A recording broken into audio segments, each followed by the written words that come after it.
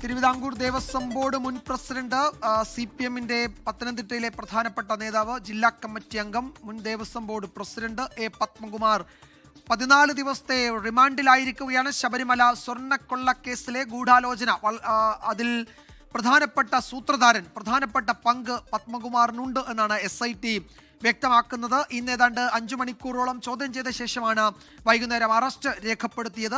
അല്പസമയം മുമ്പാണ് മജിസ്ട്രേറ്റിന് മുൻപാകെ ഹാജരാക്കിയത്. പത്മകുമാറിനെ റിമാൻഡ് ചെയ്തിരിക്കുകയാണ് 14 ദിവസത്തേക്ക്. അത് കസ്റ്റഡിയിൽ വാങ്ങാൻ പിന്നീടായിരിക്കും അന്വേഷണ സംഘം കോടതിയിൽ അപേക്ഷ നൽകുക.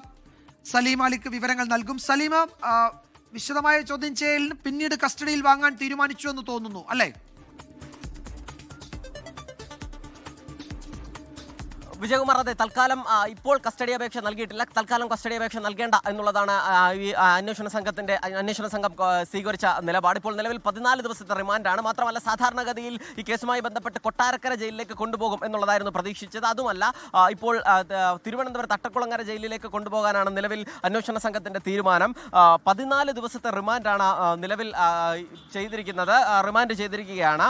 ഇതിന് പിന്നാലെ നേരെ തിരുവനന്തപുരത്തേക്ക് തന്നെ, അതും ഈ വന്ന വഴി തന്നെ, കടവൂർ വഴി തന്നെ തിരികെ പോവുകയാണ് എന്നുള്ളതാണ്.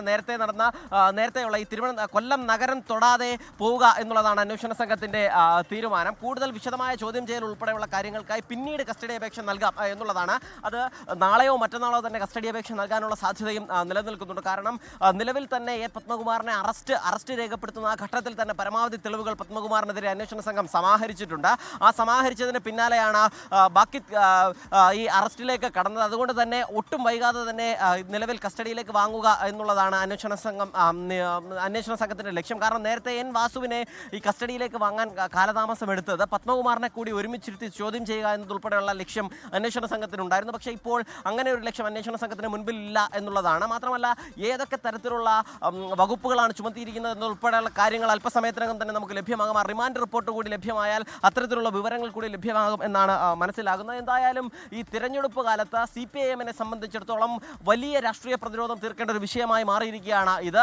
CPIM-ന്റെ പത്തനംതിട്ടയിലെ ഏറ്റവും പ്രധാനപ്പെട്ട ഒരു നേതാവ്, സംസ്ഥാനത്തെ തന്നെ ഏറ്റവും ശക്തരായ ഒരു CPIM-ന്റെ നേതാവ്, മുൻ ദേവസ്വം ബോർഡ് പ്രസിഡന്റായ A. പത്മകുമാറാണ് ഇപ്പോൾ ശബരിമല സ്വർണ്ണക്കൊള്ളക്കേസുമായി ബന്ധപ്പെട്ട് കഴിഞ്ഞ ഒരു മാസത്തിലധികമായി സംസ്ഥാന രാഷ്ട്രീയത്തെ പിടിച്ചുകുലുക്കുന്ന സ്വർണ്ണക്കൊള്ളക്കേസുമായി ബന്ധപ്പെട്ട് അറസ്റ്റിലായിരിക്കുന്നത്. അതിന് പിന്നാലെ കോടതിയിൽ ഹാജരാക്കിയതിന് പിന്നാലെ പത്മകുമാറിന് ജാമ്യം അനുവദിച്ചില്ല, നേരെ റിമാൻഡിലേക്ക് പോകുന്നു എന്ന സ്ഥിതി വരുന്നത്. അതുകൊണ്ട് തന്നെ സ്വാഭാവികമായും CPIM-നെ സംബന്ധിച്ചിടത്തോളമുള്ള രാഷ്ട്രീയ പ്രതിരോധവും വലുതാണ്. ഇനി എങ്ങനെ അതിനെ മറികടക്കും എന്നതുൾപ്പെടെയുള്ള കാര്യങ്ങൾ, എന്ത് നിലപാട് പാർട്ടി സ്വീകരിക്കും എന്നതുൾപ്പെടെയുള്ള കാര്യങ്ങൾ രാഷ്ട്രീയമായി നിലനിൽക്കുന്നുണ്ട്. അതിനുമപ്പുറത്തേക്ക് അന്വേഷണ സംഘത്തിന്റെ തുടർ നീക്കങ്ങൾ എന്നതുൾപ്പെടെയുള്ള കാര്യങ്ങളിലും ആകാംക്ഷയുണ്ട്. കാരണം കഴിഞ്ഞ ദിവസങ്ങളിലൊക്കെ തന്നെ ഈ കേസുമായി ബന്ധപ്പെട്ട കസ്റ്റഡിയിൽ വാങ്ങുന്നത്, ഈ പ്രതികളെ അറസ്റ്റ് ചെയ്തതിന് ശേഷം കസ്റ്റഡിയിൽ വാങ്ങുന്നതിൽ പോലും അങ്ങനെ ഒരു ഓർഡർ പാലിച്ചിരുന്നില്ല.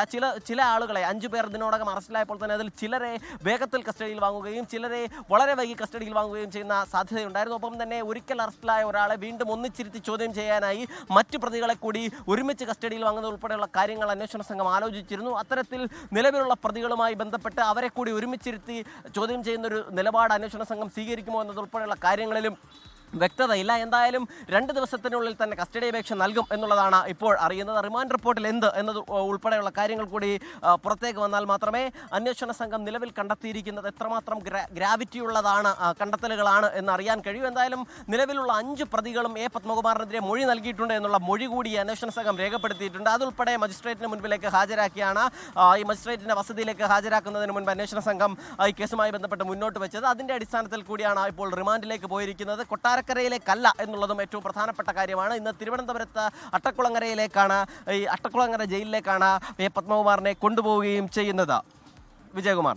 Yes, A. പത്മകുമാറിനെ റിമാൻഡ് ചെയ്തിരിക്കുന്നു. 14 ദിവസത്തേക്കാണ് ജുഡീഷ്യൽ കസ്റ്റഡിയിൽ റിമാൻഡ് ചെയ്തിരിക്കുന്നത്.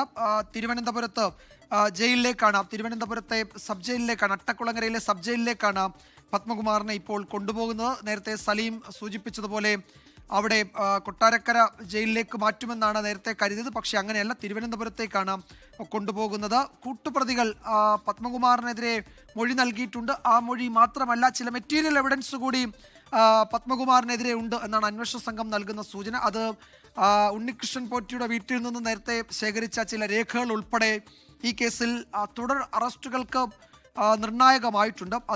അത് പലതും പത്മകുമാറിനെതിരെയുള്ളതാണ് എന്ന വിവരം കൂടി വരുന്നുണ്ട്. അതുപോലെ പത്മകുമാറിന്റെ വീട്ടിൽ ഉണ്ണികൃഷ്ണൻ പോറ്റി എത്തുകയും ഈ വിഷയത്തിൽ ഒരു ഗൂഢാലോചന നടത്തുകയും ചെയ്തു എന്നതൊക്കെ പുതുതായ ചില കണ്ടെത്തലുകളാണ്. അത് ഒരുപക്ഷെ ഈ റിമാൻഡ് റിപ്പോർട്ടിൽ അതിൻ്റെ വിവരങ്ങൾ ഉണ്ടാകും. അല്പസമയത്തിനകം ആ റിമാൻഡ് റിപ്പോർട്ടിൻ്റെ ഉള്ളടക്കം നമുക്ക് പ്രേക്ഷകരിലേക്ക് എത്തിക്കാൻ കഴിയും.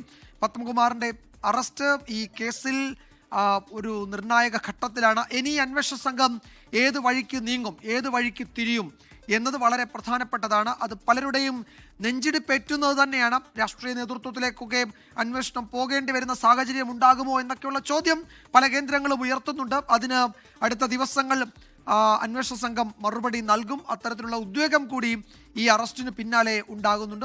ലോകത്തെവിടെയായാലും ഏത് സമയത്തും 24 വാർത്തകളും ഓഗ്മെന്റഡ് റിയാലിറ്റി പാക്കേജുകളും എക്സ്പ്ലെയിനറുകളും വിശദമായി കാണാൻ ഞങ്ങളുടെ യൂട്യൂബ് ചാനൽ നിങ്ങൾക്ക് സബ്സ്ക്രൈബ് ചെയ്യാം.